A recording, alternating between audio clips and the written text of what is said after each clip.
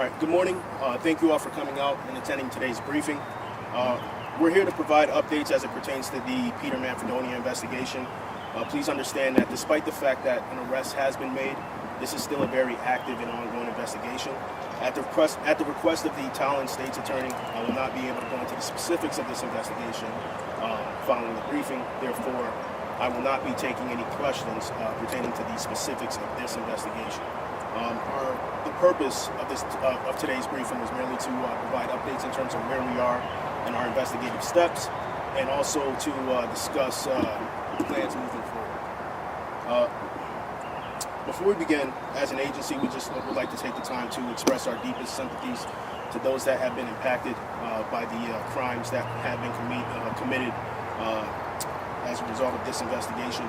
Our hope is that the developments that will be provided today will help to bring the families and communities that were directly impacted some form of closure. During the overnight hours of June 11th into the morning of June 12th, troopers and detectives from our emergency services unit, as well as members of the Department of Correction, took custody of Manfredonia and transported him from Maryland over here to Troop C in Talon. You'll recall weeks prior, Manfredonia previously waived his rights to contest extradition.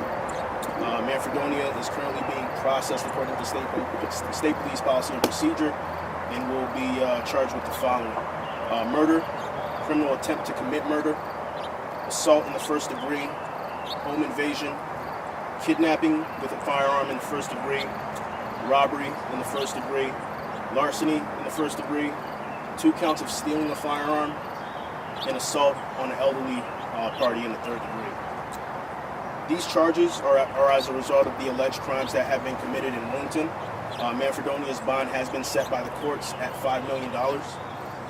He will be transported to Rockville Superior Court later on this morning, where he'll be arraigned on those charges. Our major crimes detective, some of the most talented detectives in our nation, continue to work around the clock tirelessly on this investigation, which again remains active and ongoing.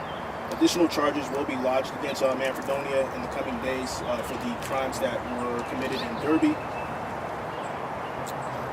We just want to, again, take this opportunity to thank the many law enforcement agencies that assisted us throughout this investigation, the various local departments, the many state police agencies, as well as federal agencies that assisted us throughout this investigation, as well as the many citizens that had come forward with information pertaining to the crimes that were committed, not only in Willington, but Derby, as well as various locations outside the state. A press release and booking photo will be uploaded onto our website, cspnews.org, shortly after this briefing. However, the arrest warrant pertaining to this investigation will not be immediately available because that information has been sealed for 14 days. We're hoping that information will come forward. Well, that information will be available after it's been unsealed. However, again, it won't be immediately available following this briefing. I just ask that you guys keep an eye out for the updates pertaining to the photos and criminal information summary that will be uploaded onto our website immediately following this briefing. Again, I'd like to take the opportunity to thank you all for coming out and hearing the information on today's briefing. Again, we're hoping to have further information pertaining to the crimes in Derby in the coming days. Thank you. Can you just say your first and last name again? Trooper Josue Dorellis, Josue, last name Dorelus.